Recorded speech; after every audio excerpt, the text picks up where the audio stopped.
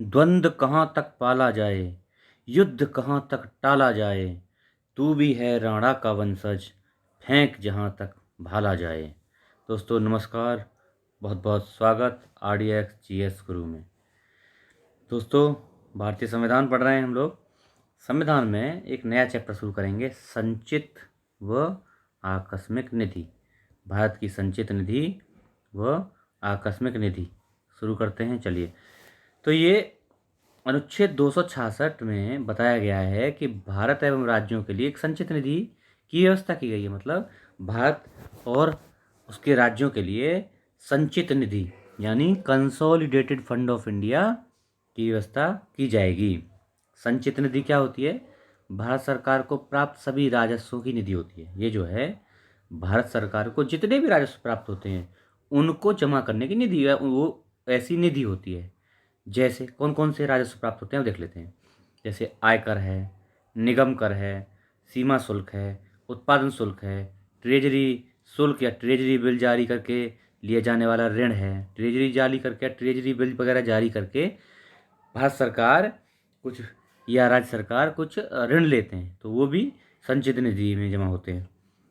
आंतरिक या बाह्य व्यय होते हैं, ये सब क्या है? संचित निधि में जमा किए जाते हैं। अच्छा, इन सब से मिलकर संचित निधि बनती है। मतलब पैसे का जितना भी लेन देन है ना, कर लगाना, हटाना, ये सब संचित निधि का काम है। संचित निधि से धन निकासी और व्यय कैसे कैसे होते हैं? मतलब अगर हमें संचित निधि से खर्चा करना है या धन निकालना है तो कैसे कैसे करेंगे, देखते हैं। संसद द्वारा, यानी केवल और केवल संसद ही संचित निधि से धन निकाल सकती है। संसद द्वारा विनियोग विधेयक पारित करके। कहाँ बताया गया विनियोग विधेयक? विनियोग विधेयक 114 अनुच्छेद 114 में विनियोग विधेयक के बारे में बताया गया है।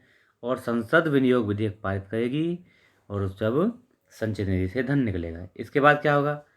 किसी धन को संसदीय विधि के अलावा, यानी संसद द्वारा बनाई गई विधि के अलावा अन्य तरीके से विनियोजित नहीं किया जाएगा। मतलब केवल संसद ही ऐसी विधि बना सकती है, ऐसा तरीका बना सकती है, नियम बना सकती है जिससे संचित निधि का धन विनियोजित, रेगुलेट किया जाए।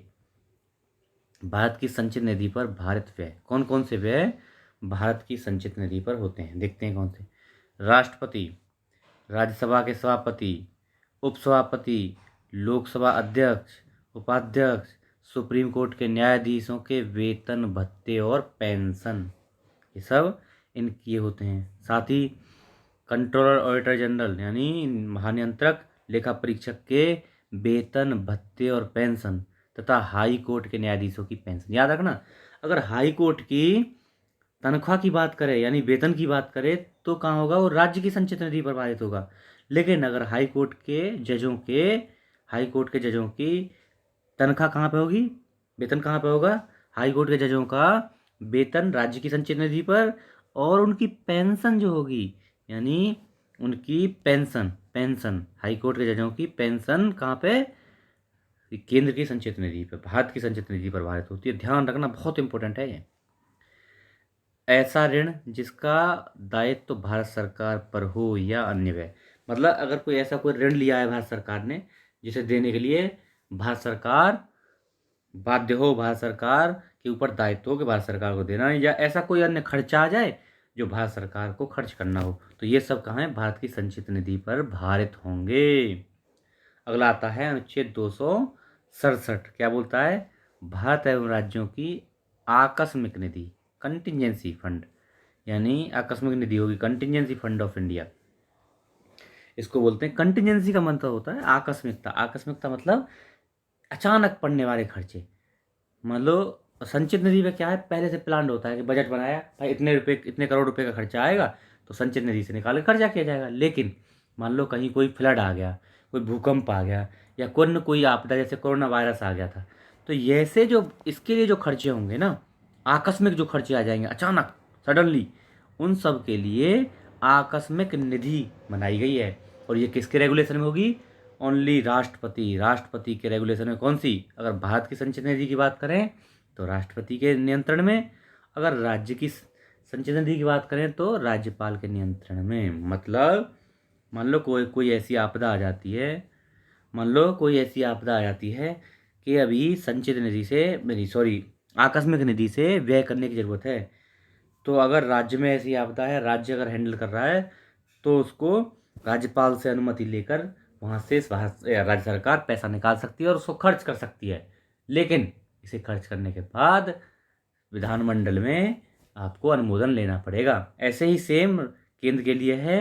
अगर भारत में कोई आपदा आ जाती है, कोरोना जैसे आया था, तो उस टाइम आकस्मिक निधि से पैसा निकाला गया, राष्ट्रपति की पूर्व अनुमति ली जाती है। अगर ऐसी निधि निकालनी है तो राष्ट्रपति से पैसा निकालने से पहले अनुमति ली जाएगी, और राष्ट्रपति जब परमिशन कर देंगे तो इससे पैसा निकाला जाएगा और खर्च किया जाएगा। फिर उसके बाद संसद द्वारा अनुमोदन ले लिया जाएगा।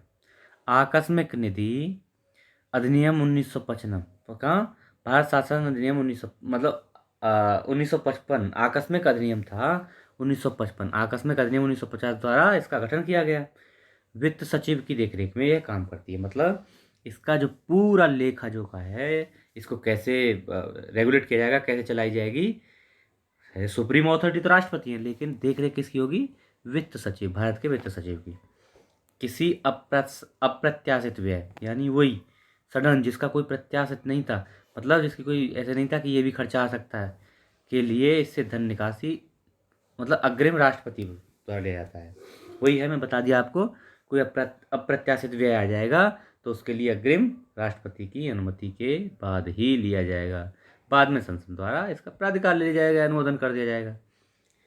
अच्छा, एक चीज़ और, कितनी राशि इसमें रखी जाएगी? अगर केंद्र के लिए है तो इसके लिए संसद कितना पैसा इसमें रखा जाए, इसमें या संचित निधि में कितना पैसा जाए, और राज्य के लिए है तो विधानमंडल इसी ये निर्धारित करेंगे कि इसमें कितना पैसा, यानी संचित निधि में कितना पैसा होगा, वो तो खैर खर्चे से आता है, लेकिन आकस्मिक निधि में कितना पैसा होगा, कंटिजेंसी फंड में कितना पैसा रखा जाएगा, ये निर्धारित करेंगे। राज्य के लिए विधानमंडल और केंद्र के लिए संसद। तो दोस्तों, ये हमारा आज का लेक्चर था। ये छोटा ही लेक्चर था, आशा है आपको अच्छा लगा होगा। शेयर करते रहिए, चैनल को सब्सक्राइब करवाइए। देखिए, बढ़िया कंटेंट दे रहा हूँ आपको बिल्कुल। अब थोड़े दिन रह गए हैं, अब खत्म हो जाएगा कुछ दिन में। संविधान खत्म होते ही एक बहुत बढ़िया लेक्चर मैं शुरू करूँगा। आप बताना कमेंट बॉक्स में क्या क्या आप चाहते हैं।